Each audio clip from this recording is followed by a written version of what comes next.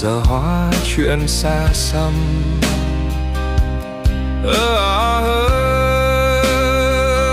Đà Lạt ơi, Đà Lạt còn mưa không em?